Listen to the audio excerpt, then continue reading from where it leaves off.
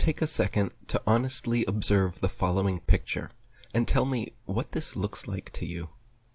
If you said a bunch of cardboard, construction paper, curtain rods, gold tape, and foil, you would be correct. If instead you said the National Aeronautics and Space Administration's highest technological achievement, incapable of being reproduced today, the Apollo 11 lunar lander, then you would also be correct. Most unbiased viewers would assume your average high school art class could construct this contraption without much struggle. But official NASA spokesman and astronaut Don Pettit assures us that actually this 1969 technology is so advanced that even with their multi-billion-dollar yearly budget, they cannot for the life of them recreate it now. "I'd go back to the moon in a nanosecond," Don informs us. "But NASA destroyed that technology, and it's a painful process to build it back again." Firstly, why on earth would NASA destroy the original Apollo lunar landers? The historic first crafts that landed men on the moon? The supposed most incredible achievements of mankind? And they irreparably destroyed them so that they could not be replicated even after 50 years? Could it be because they didn't want future generations able to visit museums and see these laughable 1960s attempts at high-tech looking space vehicles? And what other 1960s technology is so advanced and expensive that it cannot be recreated easily and far better now than way back then? Let's take a closer look at this 1960s spaceship and see what else we can notice. For example, look at the paneling here on the side of the craft. If someone sheetrocked your house looking like this, you would be entitled to a full refund. Yet, with supposedly the best engineers and scientists in the world on the job, this is the kind of craftsmanship NASA provides? Look at the flimsy, haphazard, and careless construction materials and methods used. Look at the buckling, warping, and indentations showing how thin the paneling is. What is this thing? A Twinkie? No, I'm sure it's some super important and necessary high-tech device. Here there are press stubs, and here also has press stubs. But here, and here, they must have run out, so they used gold foil instead. And then over here, they must have run out of gold foil because they didn't bother with either. Look over here at the evenly spaced lines of gold foil going down the legs, until you get to this point where there is 3 lines right close together.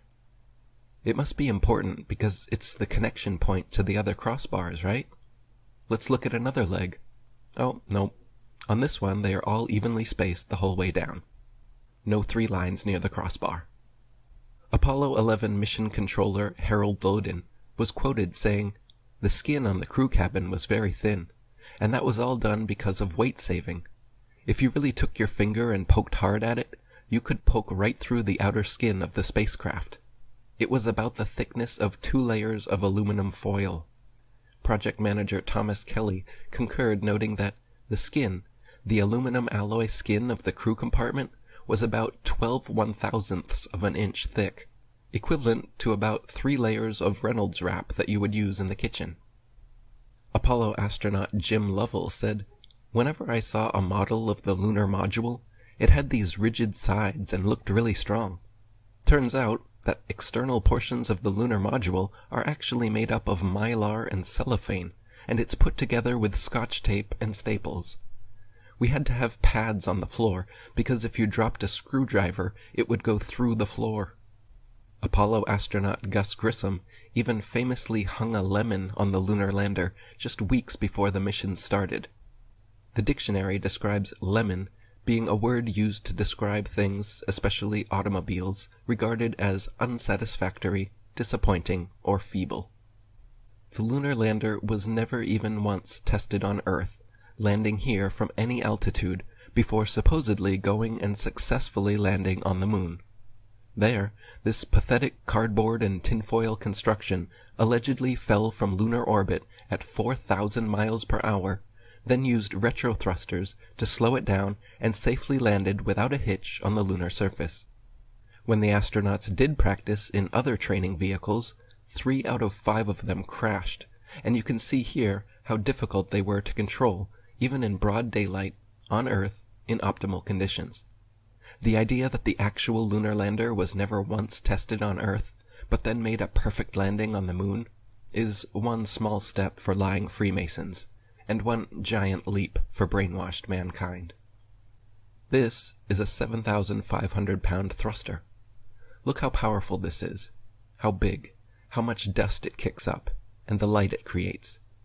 The lunar lander's thruster was even bigger, at 10,000 pounds, and somehow didn't kick up any dust, left no blast crater under the craft, and not a grain of sand on the landing pads, as if it was gently placed down by a crane in a studio.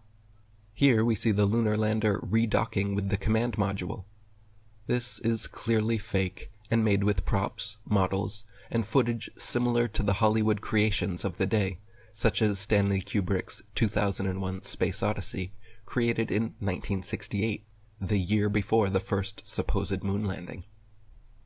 Look at the jerky, unrealistic motions and lack of thrusters being used. The craft is just being turned like a Rubik's Cube somehow.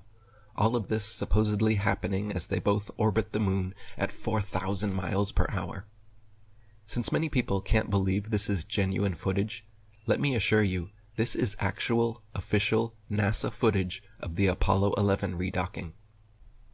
And this is just the tip of the iceberg when it comes to moon landing hoax evidence.